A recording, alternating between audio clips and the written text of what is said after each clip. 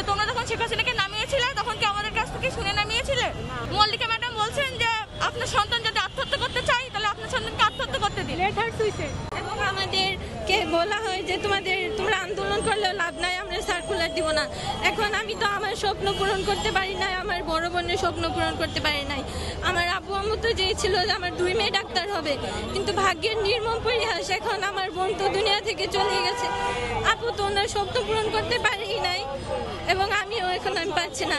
এখন আমি স্বাস্থ্য শিক্ষা অধিদপ্তর এবং স্বাস্থ্য মন্ত্রণালয়ের কর্মকর্তা এবং স্যার ম্যাডামদের অনুরোধ করছি, আপনারা দ্বিতীয় সার্কুলারটা দিন, আমাদের ভর্তি হওয়ার সুযোগ করে দিন।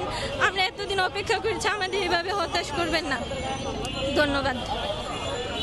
আমরা তো কোনো অন্যায় করিনি, আমাদের তো কোনো অপরাধ নেই। তারা কেন তাদের নিজস্ব পোর্টাল অন না করে আমাদের মতো সাধারণ শিক্ষার্থীদের, মেধাবীদের কেন তারা ভুক্তভোগী করতে যাচ্ছেন? আমাদের কি কোনো ভবিষ্যৎ নেই? আমরা এই দেশের মেধাবী শিক্ষার্থীদের মধ্যে আছি।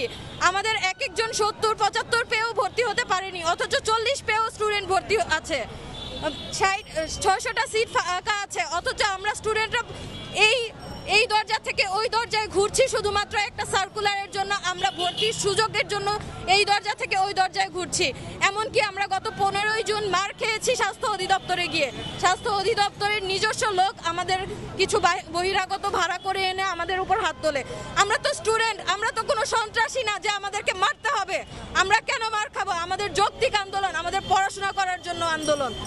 তারা আমাদেরকে বলেছে তোমরা আন্দোলন করে সার্কুলার নিয়ে আসো। আমরা আন্দোলন করতে গিয়েছি, যখন আমরা আন্দোলন করতে গিয়েছি তখন তারা আমাদের উপর হামলা করেছে।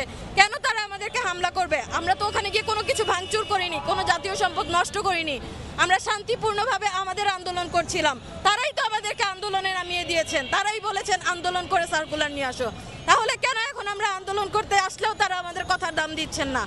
আমাদের 600 সিট খালি আছে, আমরা স্টুডেন্টরা আছি, আমরা ভর্তি হতে যাচ্ছি, আমরা আমাদের ভর্তি হওয়ার সুযোগ চাই।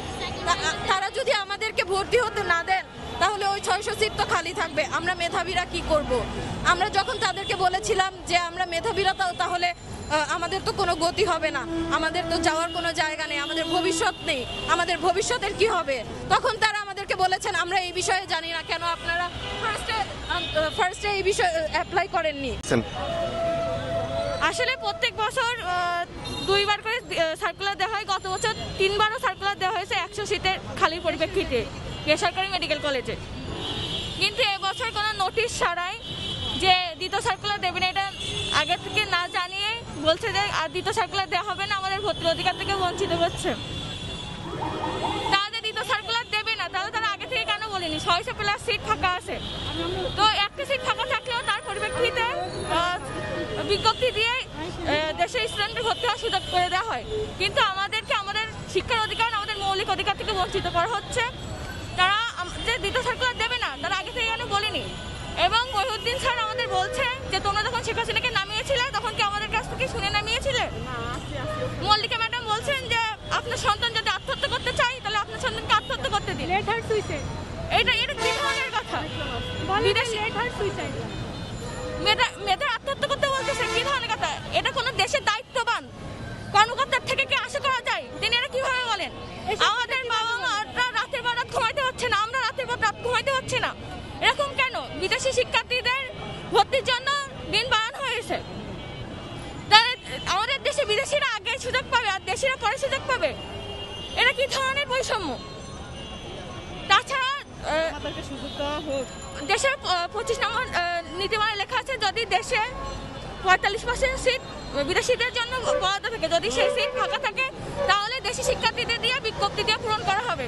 কিন্তু সিট থাকা সত্ত্বেও তারা বিজ্ঞপ্তি দিচ্ছে না, আমাদেরকে ভর্তি হওয়ার সুযোগ দিচ্ছে না।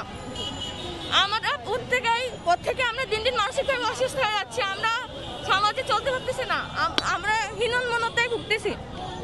আমাদের একটাই দাবি, 600+ সিটের ফাঁকা আছে, এই পরিপ্রেক্ষিতে আমাদের সার্কুলার দিয়ে আমাদের ভর্তি হওয়ার সুযোগ দিন।